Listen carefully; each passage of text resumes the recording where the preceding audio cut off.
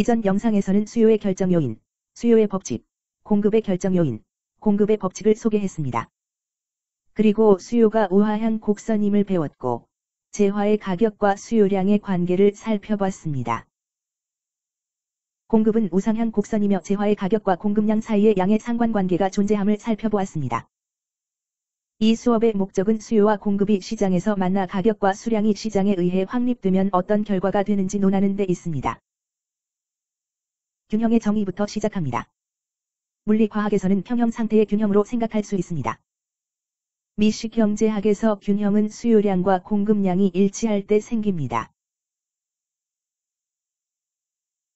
시장에서의 균형을 이해하는 또 다른 방법은 시장 청산이 있습니다. 때로 우리는 특정 재화에 대한 균형 가격을 시장 청산 가격이라고 부릅니다.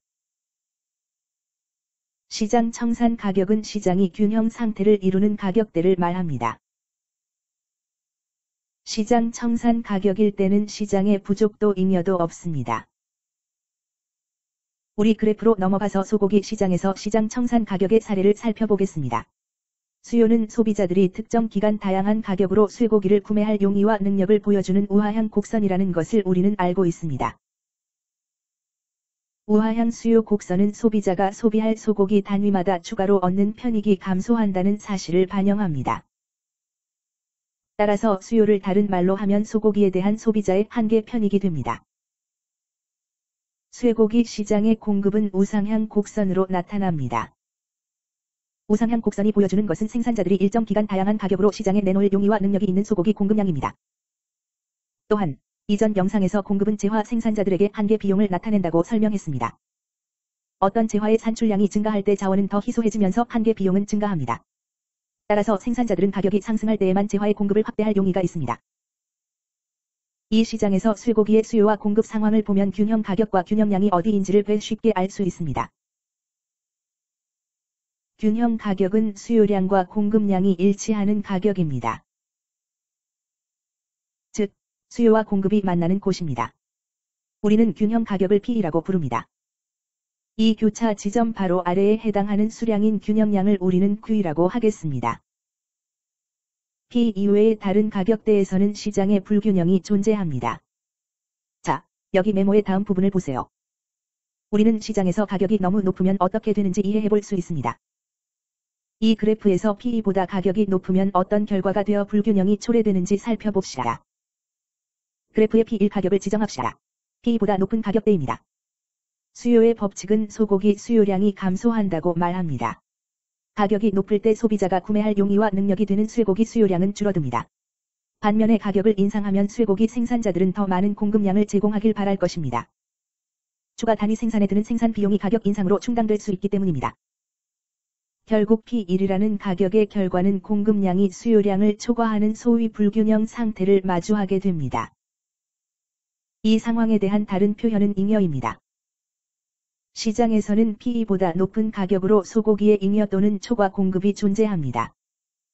다시 노트로 돌아가면 균형 가격 이상의 가격일 때는 산출량 잉여가 존재하게 됩니다. 즉, 공급량이 수요량을 초과합니다. 잠시 짚고 가자면 경제적 관점에서 P1이라는 가격은 비효율적입니다. P1 가격일 때 QS 수량의 쇠고기가 공급되지만 소비자는 단지 P0의 가격을 매깁니다. P0은 QS까지의 쇠고기 생산량으로부터 얻는 한계 편익을 나타냅니다. 하지만 QS 단위의 쇠고기 생산 비용은 소비자들이 얻는 한계 편익보다 더 높습니다. 한계 비용은 P1로 대변됩니다. 즉, 공급량 QS에서 소위 자원의 비효율적인 배분이 존재합니다. 왜냐하면 쇠고기 생산자의 한계 비용은 쇠고기 소비자가 쇠고기의 QS 단위를 소비함으로써 얻는 한계 편익을 초과하기 때문입니다. 생산의 한계 비용이 소비의 한계 편익을 초과할 때 우리는 비효율적 배분이 존재하는 시장이라고 말합니다. 수요량과 공급량이 일치할 때에만 시장이 효율적이라고 말할 수 있습니다. 왜냐하면 재화의 소비에서 얻는 편익이 재화의 생산에 발생하는 비용과 같기 때문입니다. 다음으로 넘어가서 쇠고기 가격이 균형 가격보다 낮으면 어떤 결과가 될지 논하겠습니다. 쇠고기 가격이 P이라는 균형 이하로 떨어지면 시장이 당장에 또 다른 불균형 상태를 초래하게 될 것입니다. 수요의 법칙은 말합니다. 재화의 가격이 하락하면 소비자가 구매할 용의와 능력이 되는 수요량은 증가합니다. 여기 보시다시피 P2에서 P1로 가격이 하락하면 수요량은 Q2로 증가합니다. 반면에 쇠고기 생산자들은 원래의 공급량을 생산하는 데 드는 높은 한계 비용을 감당하는 것이 더 어렵다는 것을 알게 될 것이고, 따라서 그들은 생산량을 QS로 합리적으로 줄일 것이고, 부족이라고 알려진 상황을 초래할 것입니다. 재화에 대한 수요량이 공급량을 초과할 때 부족이 발생합니다. 재화의 가격이 너무 낮을 때 수요량이 공급량을 초과하는 부족 상태가 존재하게 됩니다. 이러한 결과는 자원의 배정이 효율적이지 않으므로 비효율적입니다. 소비자가 실제 생산되는 재화보다 더 많은 재화를 구매하길 원하면 비효율적인 시장이 존재하는 것으로 가격이 너무 낮게 책정되어 있습니다. 무엇이 이 같은 비효율을 만드는지 도식화한다면 보시다시피 실제 생산량을 말하는 QS일 때 생산자의 한계 비용은 P1로 표시됩니다. 그러나 소비자가 QS 단위에서 얻는 편익은 소고기 생산에 드는 비용보다 훨씬 능가합니다. 한계 편익이 한계 비용을 초과합니다. 이 경우 시장은 비효율적인 배분이 이루어지고 있습니다. 충분한 산출량에 못 미치는 QS로 생산되고 있다는 말입니다. 가격이 상승한다면 시장은 더 효율적일 것입니다. 가격 상승으로 공급량이 증가하고 수요량은 감소할 때까지는 비효율성은 유지됩니다. 이제 배분적 효율성 의미를 정의해 보겠습니다. 우리는 효율적인 배분이 달성되지 않은 몇몇 상황을 제시했습니다.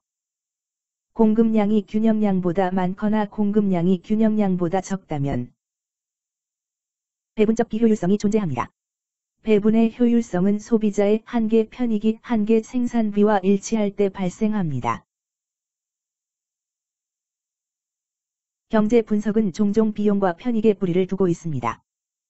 만약 생산량이 이 사회적 최적 산출량보다 적다면 여기 아래와 같이 해당 생산량에서 한계 편익이 한계 비용을 능가하므로 사회가 더 윤택해지려면 재화 생산을 늘려야 할 겁니다. 이런 결과를 낳는 문제는 너무 낮은 가격입니다. 반면에 산출량이 균형량보다 큰 규모로 이루어지고 있다면 재화 생산자의 한계 비용이 소비자가 재화 생산에서 얻는 한계 편익을 초과하고 있다면 재화 생산을 축소하는 게 사회적으로 더 바람직할 겁니다. 이런 상황에서는 재화의 가격이 너무 높을 공산이 큽니다. 따라서 시장에서의 균형은 가격의 수준이 수요량과 공급량과 같을 때 이루어집니다. 이 같은 가격과 수급 조합일 때 배분의 효율성이 존재하는 시장입니다. 과대하지도 과소하지도 않은 생산이 이루어지고 있습니다. 다만 생산량이 균형량보다 많으면 생산 비용이 소비자가 얻는 한계 편익을 초과하는 상황이 존재합니다. 생산량이 사회적 최적 산출량보다 밑돌거나 균형량보다 밑돌면 재화가 부족한 상황일 수 있으며 마지막 생산 단위에서 도출된 편익이 생산 비용을 웃돕니다. 재화가 더 많아진다면 사회는 더 윤택해질 겁니다. 배분적 효율성, 균형, 불균형의 개념은 향후 교육 과정에서 나올 동영상에서 어떻게 시장이 작동하는지 이해를 돕는 데 중요한 역할을 하게 됩니다. 그러나 이 영상의 목적은 시장 균형 개념을 단순히 소개하는 데 있습니다. 균형은 부족이나 잉여가 발생하지 않고 시장이 배분의 효율성이 있는 산출량 수준으로 생산하여 양적으로 시장 청산이 이루어질 때를 말합니다.